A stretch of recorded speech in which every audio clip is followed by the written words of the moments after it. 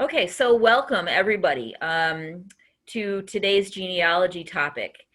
And today we're going to talk about family history software. Um, Basically, we're going to be talking about different types of software, what you can do with software. This is a topic that is something that's of interest to a lot of people, but it's sort of a daunting kind of topic because sometimes when you say the word software, people get a little, uh-oh, that's going to be really hard for me to understand, or that's going to be a huge time commitment or something. So sometimes we get a little freaked out when we hear things about software or even about organizing. Totally understand that because I'm guilty as anyone else. But today we're going to talk about software a little bit, and hopefully with the goal of having you feel more comfortable when looking into software or using software. So even if you do decide to check out different types of software and make a little bit of an effort in that direction, that would be a great goal for today's presentation. All right, so these are the topics that we're gonna cover today. And there's a lot of information in this particular program, but it's all kind of useful information, and everybody's gonna have a little bit of a different takeaway from it. So don't feel like you have to keep up with everything, just kind of absorb a big overview. So one of the burning questions is, why would I even want to use software? And some people don't use software. Some people are fine with paper, and that's okay. But if you are interested in using software, there's definitely some good reasons for it.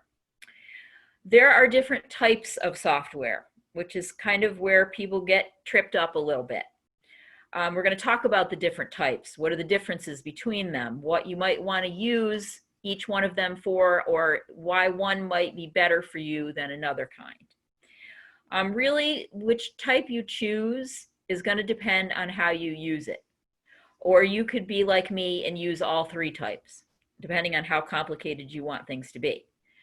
But it really is going to be very dependent on what you want to use the software for. What's your goal with using software? Then we're going to look at some basic features of any type of software, because though there are going to be differences, there are going to be some things that are basically the same about the software. Then we're going to talk about the major differences, and then finally I'm going to attempt to do a little demonstration. Hopefully I can figure out how to share my screen, and we're going to do a little demonstration of an offline type of software and an online type of software. All right, so now hopefully you're not completely confused, and we'll get right to it. So does this look anything like your genealogy filing system? I mean, I really love the cat sleeping up in the corner there, because this could easily be my house. This could be my genealogy filing system, and any given day, piles of papers all over the place. I think one of the things that we strive to do as genealogists is we want to be organized with our research. We want to use our time effectively, and piles like this kind of tend to defeat our purposes. They kind of make it difficult for us to be able to work efficiently or to even find what we're looking for. Sometimes we are so consumed by the fact that we're not organized that we find it difficult to move forward in our research. So one of the things that software can really do for us is software can help us be organized. It can help us find things in a timely manner. It can help us set goals for our research. So software can really be worth the effort that it takes to get it set up and running. So what are some reasons? Why would we want to get involved with genealogy software? Well, I don't know about you, but in my genealogy, every fourth person is named Henry Howard. So, you know, you've got all of those people that have the same names, or everybody's got a wife named Mary, or, you know, it's very hard to keep track of those names and who belongs in what generation unless you have a good software system. If you have a software system, all you have to do is punch in a few letters, search for the person, and then there's their information right in front of you. So you're not shuffling through piles of papers, you're not looking through large filing cabinets, you have all of that information right at your fingertips. So that's one of the really good reasons to use genealogy software. You're going to easily be able to find information. It's basically like a Google search. You would put in a name, You would put in a place, and the software will bring up information about those different things. Another very important thing about genealogy software is it's a place where you can record your sources. Sometimes when we are doing genealogy, and especially when we first start, we fail to record our sources because we're so excited about the information that we find. Like, oh, look at this. I just found my grandmother's birth record, or I just found my great-grandparents' marriage record.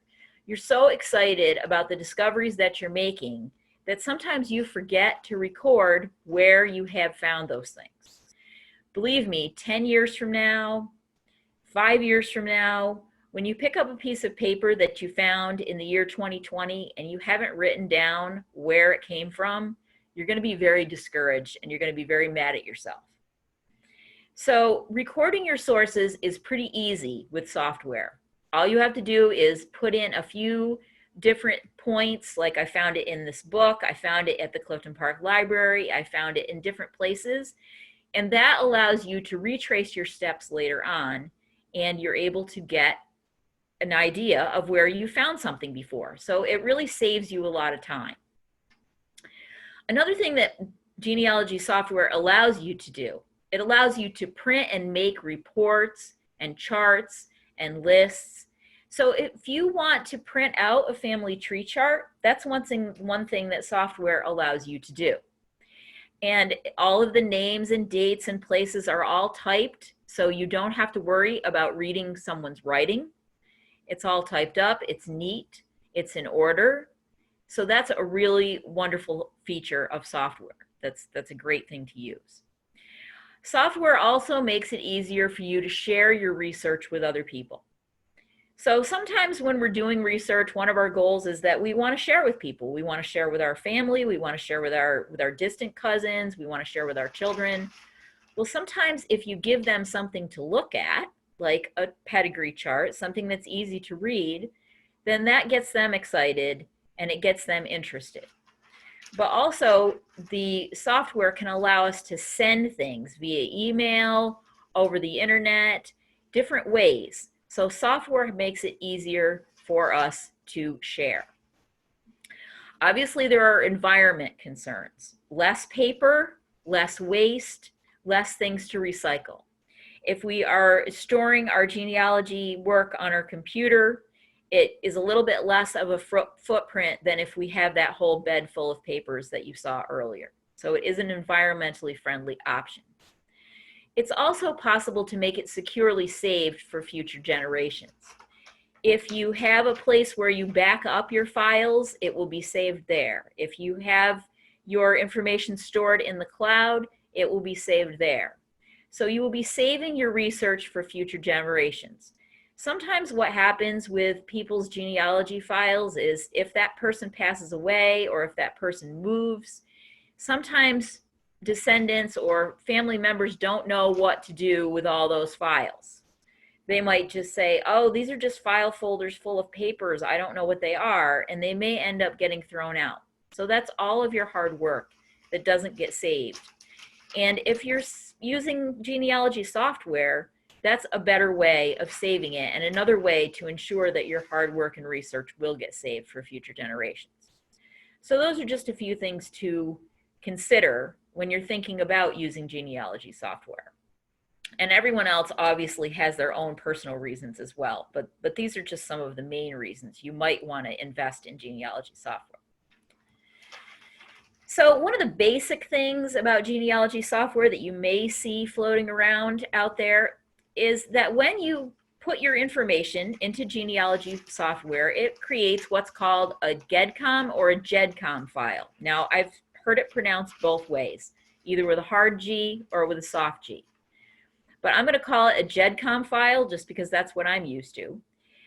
But what happens is when you enter your information into genealogy software, it creates a GEDCOM file. This GEDCOM file is usable across different types of software.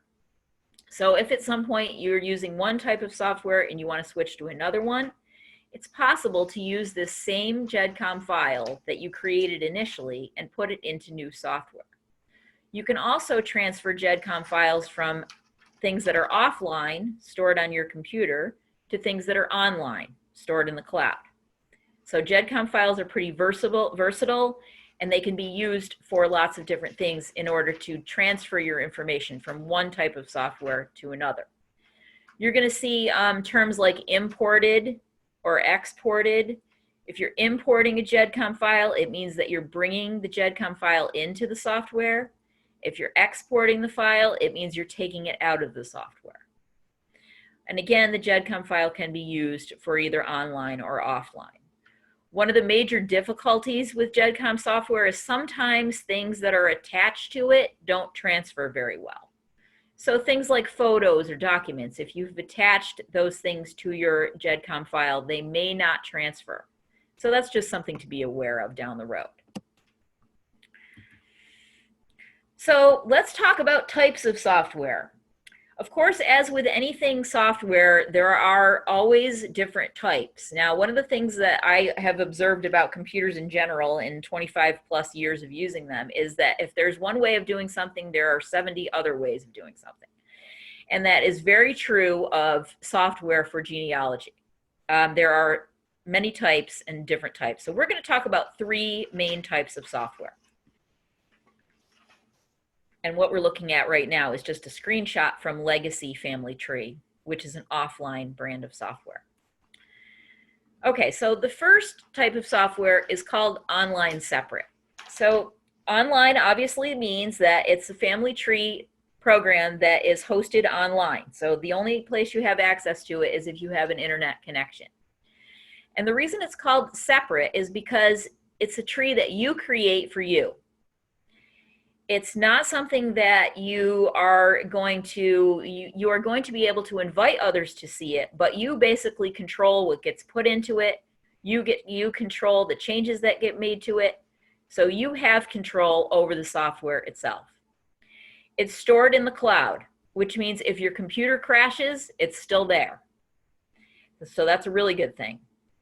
Usually an online separate tree will be free to create. But if you want to attach records, if you want to search for records, you probably will have to have a subscription to whoever is allowing you to create that tree. You can make the tree public or private. And what I mean by that is if it's public, other people can see it. It doesn't mean they can change anything in it. It just means they can see it. You can also make it private, so that no one else can see it but you and those that you invite. And then generally the online separate software will allow a GEDCOM import and export, which means if you have one on your computer that you want to upload, you can do that. If you have one from another website, you can upload it. So it does allow flexibility for that. So some examples of online separate software are the types of software that they have at Ancestry.com or at Find My Past or at MyHeritage. All of those 3 sites are large genealogy sites which are very well known. They have loads and loads, millions and billions of records that you can search. Generally, you have to have a subscription to be able to access the records for these sites. On any of these sites, you can create a family tree for free. You can put your information in the family tree, but what you cannot do is you cannot search records and attach them to your family tree unless you have a subscription. But again, any of these you can create your own family tree with an account. Some people will create a family tree, then they will get a subscription to the database and they will use it for a while and then allow that subscription to lapse, which is fine. Your family tree doesn't go anywhere. Once you create it on these websites, it stays. It doesn't go anywhere unless you physically delete it yourself. So if you have a subscription to Ancestry for 6 months and you're using it and you're attaching records to your tree, when you let your subscription lapse, your tree will stay there and you will still have access to it. You just won't have access to the records that you've attached. So it's a little complicated, but it's fairly good bet for people that want to go in and out with doing research. Say they do their research all winter and then in the summer they let it lapse because they're doing other things. Ancestry might be a good option. And it's also the same with Find My Past and MyHeritage. Those are also subscription websites with lots of records and the capability of creating a family tree. So this is just a quick view of what Ancestry's tree looks like. I'm going to show you a little demonstration later on at the end of this presentation, but this is what it looks like, just a little overview of it. Okay, so then there's what's called online universal software. And again, this is online software, meaning that you do have to be online to use it. So it requires an internet connection, and it also requires going to a specific website to use. But the reason it's called universal is because it's considered our tree. It's a tree that is meant to be collaborated on. So generally, universal software for family trees tends to be free. And the reason that it's free is because they want to encourage collaboration. They want people to share a tree. They want everybody to work on it together in harmony. And we know those things don't work all the time, but that's just the idea behind it. The information is stored in the cloud. Again, so if your computer crashes, you will not lose the information. It will be stored in the cloud. Any person who is a registered user on the website that you're using can share or change the information in your tree, hence the universal. So this software creates a tree that is not just yours, it's shared with anybody that wants to share it. So it's a little problematic, as you can see, but the idea behind it is collaboration. You can attach records and photos. So if you have a tree at Family Search, which is going to be the most premier place for offline universal trees, you can attach records from Family Search, you can attach photos that if you have them, but just be aware that there's nothing private. It's all going to be public. Generally, the universal trees do not allow for GEDCOM imports or exports. So if you put your tree on Family Search, be aware that you're not going to be able to export it into software for your own computer. So if you're going to make a tree on one of these universal platforms, just be aware that it's going to be very difficult to put it anywhere else. So before you make that commitment, just know that that's the way it is. So some examples of universal software online. Family Search. Now, Family Search is the Church of Jesus Christ of Latter-day Saints website. It has a huge amount of information on it. So probably very comparable to Ancestry, all free. You can create a tree. You can create your own family tree on Family Search for free. You can attach records for free, but your tree is not private in any way.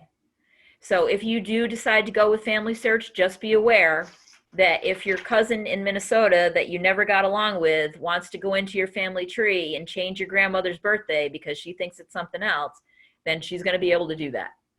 So just know that. There are also a couple other offerings out there in the worlds of online universal software. They would be Genie and WikiTree. Both of those are meant to be universal and meant to be shared. So those are some other examples.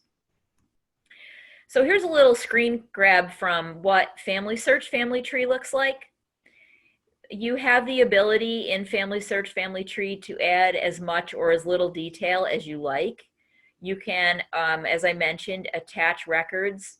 Family Search Family Tree will give you record hints. So it will search their vast database and it will look for records for your ancestor and it will say, hey, we found this United States Census record from 1880 that says David Jackson, and this might be your ancestor.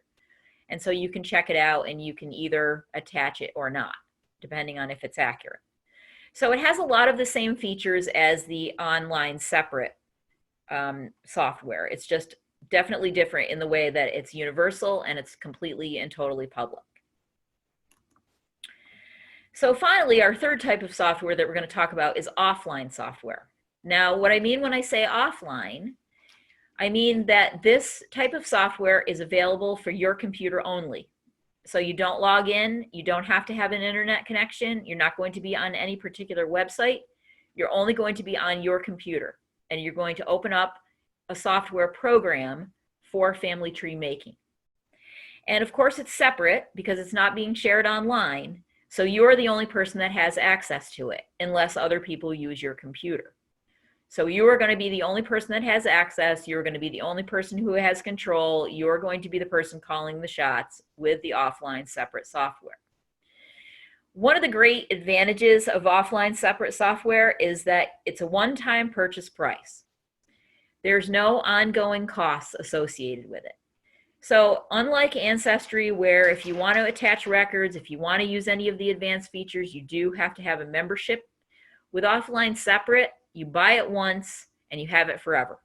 So you don't need to pay again. The data is stored on your computer. So unfortunately, if your computer crashes and you haven't backed it up, then you will lose your data. So you do need to be mindful of the fact that you will have to back it up. Generally, offline software offers a greater degree of flexibility when it comes to printing and when it comes to creating. In Ancestry Online software, you might have the ability to create a couple of different family tree type charts. In an offline software type of program, you may have the ability to create 10 or 15 different types of family tree charts. So there are lots of different types of things that you can do. Also, offline separate makes it a lot easier to print things. Sometimes what happens with online software is and especially with Ancestry, they'll try to push you toward their commercial printing, which is another charge. If you have offline separate software, you can print till your heart's content. You can print as many things as you would like to print, and there's no extra charge. You're just printing them on your own in-home printer. Another great advantage to offline separate software is you can try it usually for free. I believe all of the different types of family tree software can be tried for free. So you would go to their website and you would be able to download a trial version and use it and see how you like it before you buy it, which is a really great feature. Generally, I think that offline software tends to be easier to use than online software. And one of the major reasons for that is updates. We all know if we're using cell phones or if we're using different types of things online, how often things update. And it can be maddening. With offline software, you control when things are updated. If you want to update them, you go ahead and do it. If you don't have to. So therefore, the programs remain very stable. If you learn to use a particular type of software in one version and you don't want to update it to get new things, or you're not comfortable with updates and you like the version you have the option of doing that. So it's considered very stable. And of course, you can import and export GEDCOM files with offline separate software. So if you've started your tree on Ancestry and you decide you don't want to pay the monthly fee and you want to just do it offline, then you can export your GEDCOM file from Ancestry and import it to your offline separate software. So those are some of the features of offline separate software. And here are some examples. There are a lot of offline softwares. Now, if you think about back to the beginning of time when people first started getting home computers, say back in the early to mid 90s, that's how old a lot of the family tree softwares are. There's plenty of them that have been in existence since that time. And of course, they've updated and evolved over the years, but there's many different types. These are the best known of the family tree softwares that are out there. Personally, I use Roots Magic. I've used Roots Magic for many years. I find it to be really user-friendly. It's very stable. It's got a lot of really great features. So I do use that of any of them. But I do have some experience with all of them. They're going to be similar, but they're just going to be basically personal preference, whichever one you try out and you decide that you like. And again, they only have a one-time fee. So if you decide to buy the full version of the software, you're looking at probably about $25 to $30. So that's not really too bad as long as it's just a one-time fee. So this is a screenshot of a family view from Roots Magic. And I'm going to, at the end of this program, just go over a little bit about Roots Magic and just show you a few things. But this is what you can, some of the things that you can do with Roots Magic, showing you a family view, father, mother, and their children. And it gives you all of the information. So it's a really great place to be able to record all of that information. So what do we've gone over 3 different types of software, a lot of options, a lot of things to think about. How do you choose? How are you going to choose with all of these things? Well, I always think your choice of software is going to depend on what you really want to do with it. What are your goals for your research? And everybody kind of, if they think about it, you do have a goal for your research. So a main goal might be you want to keep track of your information. You want to print some charts and forms. So for that situation, I would recommend offline, and especially in terms of printing, because you're going to have a lot of options as far as printing goes. You're going to be able to print unlimited. So you're going to be able to use that offline software for printing. Any software is going to keep track of your information, but offline software is going to give you the ability to manipulate your information in a lot of different ways that you will not get with online software. So what if your goal is that you're working on your family tree and your cousin in California is working on your family tree and you kind of want to work on it together? Well, then I would recommend online software, because obviously it's going to be a lot easier to share your information if you both are logging in and sharing the same tree or using the same information. It's going to be a lot easier if you can go to one website and your cousin can go to the same website and you can work together.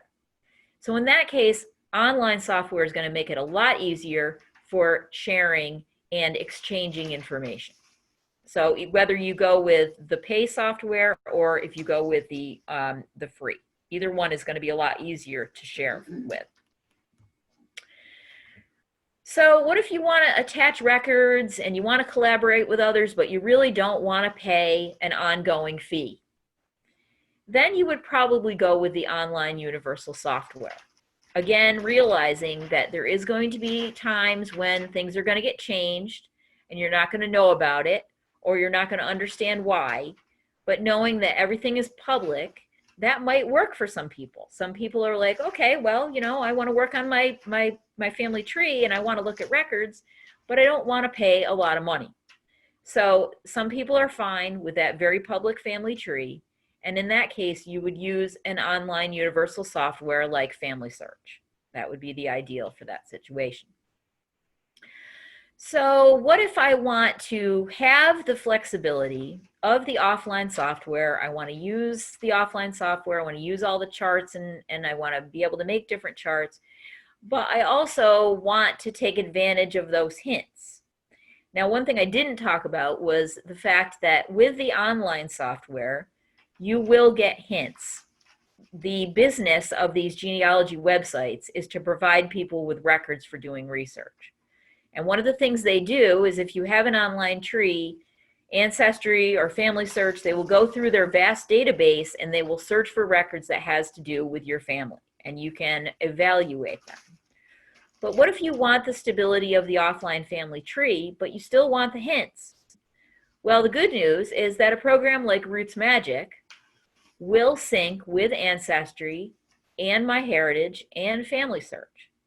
So you can set the offline software Roots Magic up to sync with any of these particular softwares, and it will give you hints.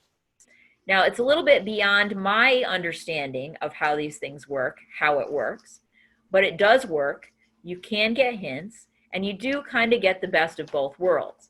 But again, you are going to have a subscription to take advantage of the hints. So that's really the big drawback here, is you do have to have a paid subscription to take advantage of the hints. You may see them as a hint, but you may not be able to get into see them and really make an evaluation determination. So that's one of the disadvantages. So what if you've had a DNA test and you want to connect with distant cousins using your DNA test? Ancestry is the ideal place for this, because Ancestry not only gives you the opportunity to build a family tree, but it also gives you the opportunity to connect your DNA test to that family tree. So if you've got a cousin that's showing up in your DNA match list, and you have your DNA results attached to your family tree, your cousin can look at your family tree and they can determine how you are related. And a lot of times people are going to be much more apt to contact others if they know how they're related and if they can compare notes. So Ancestry is the ideal answer for DNA. Other sites also have this. MyHeritage also has that feature. Even Find My Past has that feature, but their databases for DNA are not as big as Ancestry. They're nowhere near as big as Ancestry. So they are kind of secondary when it comes to that type of feature. So finally, what if you're the type of person who is on the go all the time and you want to be able to look at your family tree or talk about your family tree anywhere you are? Well, any of these major companies is going to offer app capability. So any of these major companies like Ancestry, Family Search, MyHeritage, any of these places is going to allow for you to download an app that will work on your phone, it will work on your iPad, it will work on any kind of portable device that you have. So any of these things will be worth it to you to invest in if you're the type of person that wants to be on the go with doing your family history. So any of these things, Ancestry, Family Search, all of them will work with our portable devices. So it's good to know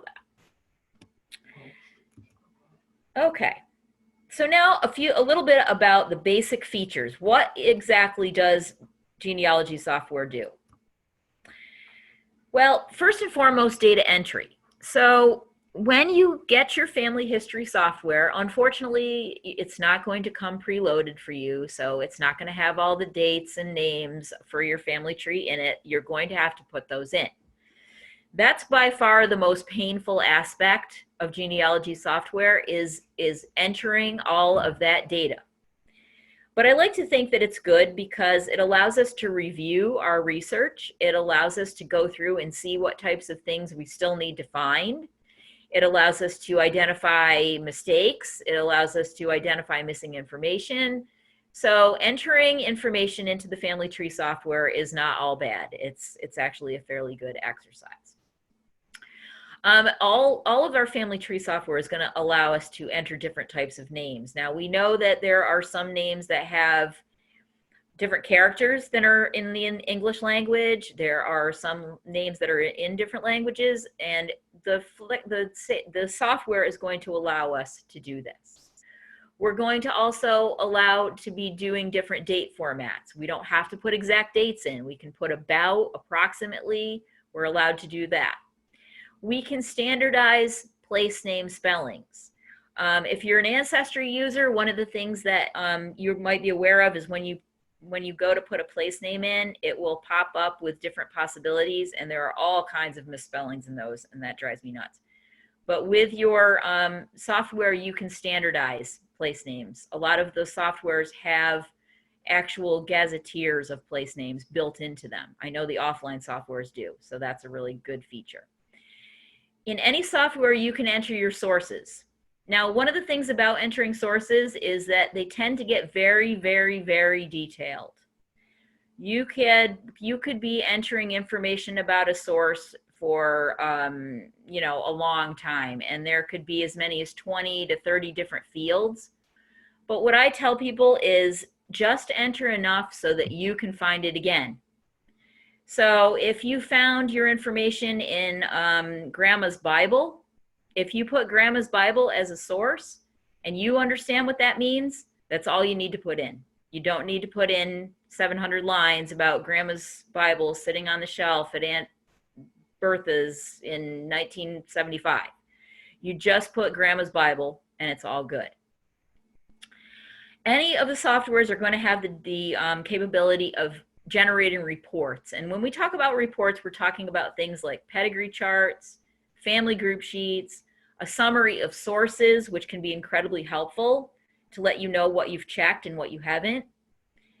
Most of the software is going to give you the opportunity to merge duplicate people. And anybody that is using software, especially online software, tends to end up with more than one of the same person. So sometimes you'll end up with like 3 or 4 different John Smiths, and they're really actually all the same.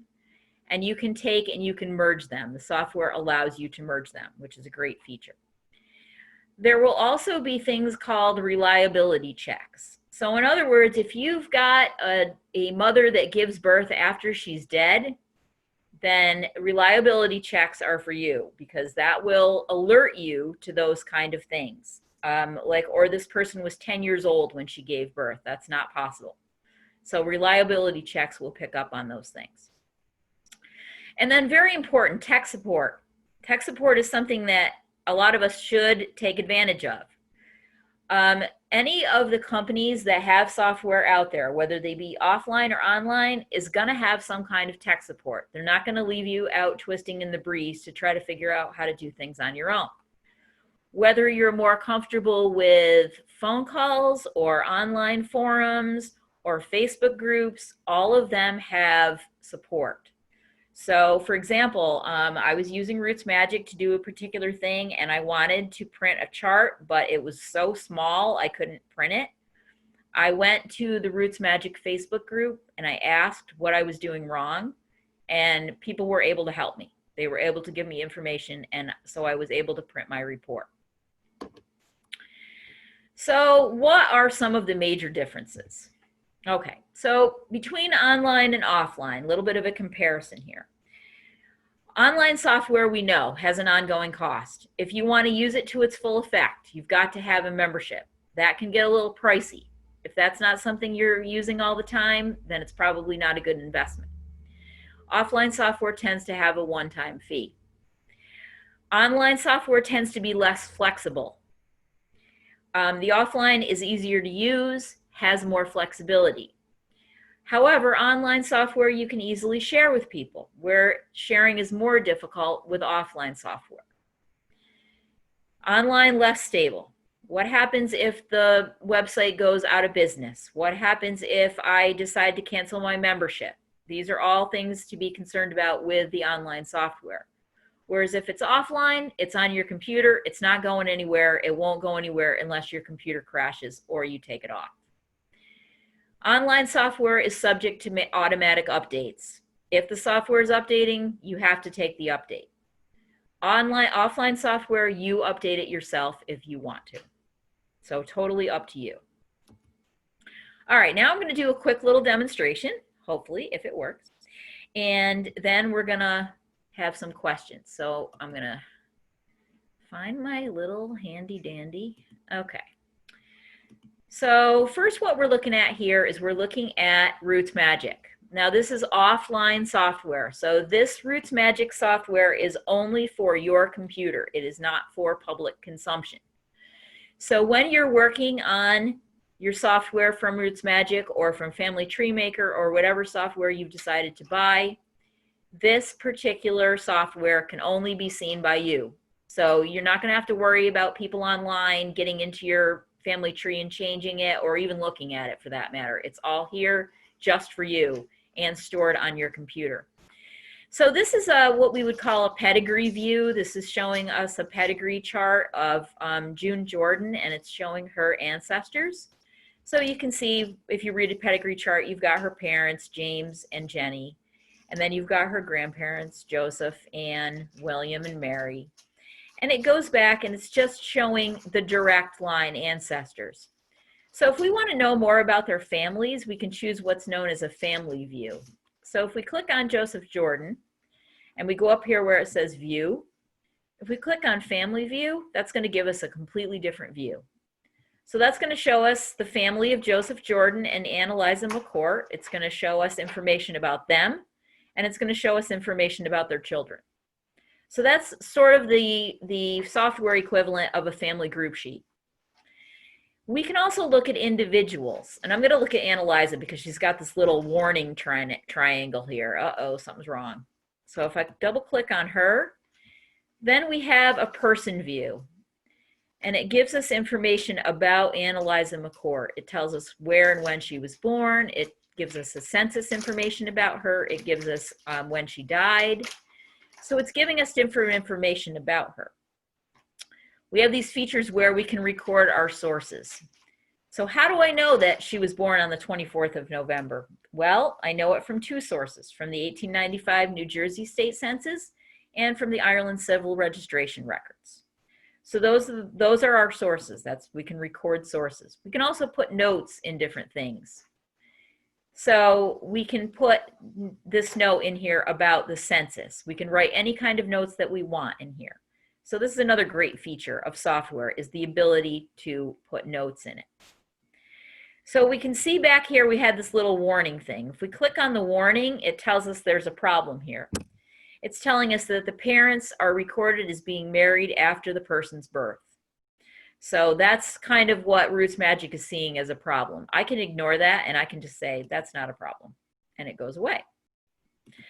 So those are just a few little things. Now here you can see what's popped up is I've got some hints for Annalisa McCourt coming from MyHeritage. If I had a membership at MyHeritage, I could look at those hints and I could decide if those hints really were about my Annalisa or not. But if I don't have a subscription to MyHeritage, I can just ignore them and they can just stay there and nothing happens. So that's the offline software. You have the ability of making different reports, of printing. You can search by name for a person. You can either do it over here or you can do it up here. Lots of different features. All right, so that's a little bit about the offline software. So now to look at online software. So this is Ancestry, and this is what is known as an online software platform. You can see it looks very similar to the offline software. And you can, with this, do a lot of the same things that you can do with the offline software. So just to take a look, you can see that there's these little green leaves, and these little green leaves mean that these people have hints attached to them. So I'm going to just click on my grandfather here, David Wilbur Coffin, and we're going to look at his profile. And his profile is going to show us that he's got 4 hints, which means Ancestry has gone through all of their records and they've found hints to him, which I can evaluate and decide if they are actually pertaining to him or not. And you can see here I've attached a picture of him, so it has a picture. That's something that I put in there myself. But then there's these other records that are attached from Ancestry. So the 1910 census, the 1920 census, these are all records that Ancestry has on their website that I've attached to David Coffin in the tree. So if I want to look at his hints, I can click on hints, and Ancestry will show me, well, we think that these are hints about David Coffin. And you can see that there's a picture that somebody has uploaded. Well, it doesn't look like a picture of him, so I'm going to ignore that.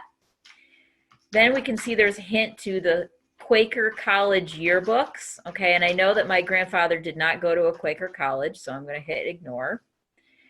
The New York State Marriage Index. Did David Coffin, my grandfather, marry Ruth Parker? Yes, he did. So I'm going to review that, and I'm going to accept it. And so then that record will go into my tree because I know that that's an accurate record.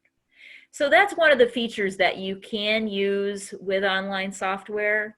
It is, again, a feature that's only available to subscribers. So you have to be subscribing to Ancestry in order to use this feature. So you can see that the offline software is very similar to the online software. You have a different views here. You can see all the facts about David Coffin. You can see his family over here, his parents, Wilbur and Ida, his wife, Ruth, and his 3 children, Janet, Catherine, and Norma. So you can see all of this information from the online software, similar to the offline software. So that's my little presentation. And I'm going to go back and switch back to the presentation so that we can do this again. And some things about my sources, which I believe are on the handout, and my information. So if you don't have a question now and you think of a question later, you can email me and ask me. All right, wonderful. Got any questions, Tanea?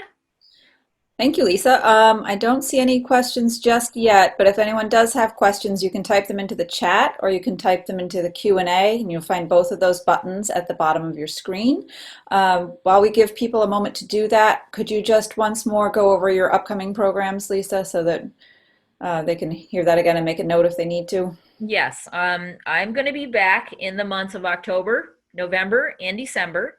I will be doing Zooms just like this for the Clifton Park Library, and to sign up for those, you would go to the Clifton Park Library's website. The dates are going to be October 12th. These are all Mondays, by the way. These are all the second Mondays of the month. October 12th, I'll be talking about newspapers, how to do research in online newspapers.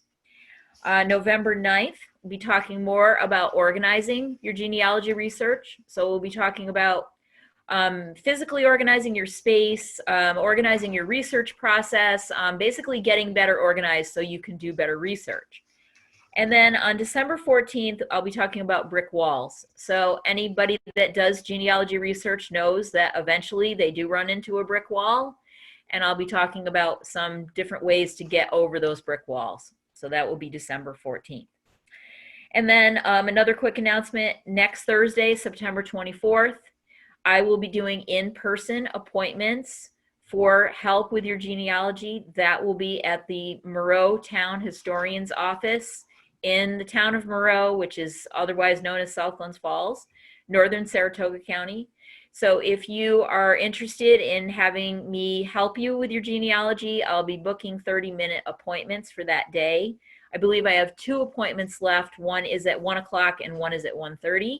You can contact me at the email address that's on the screen right now and make an appointment if you are interested in doing that.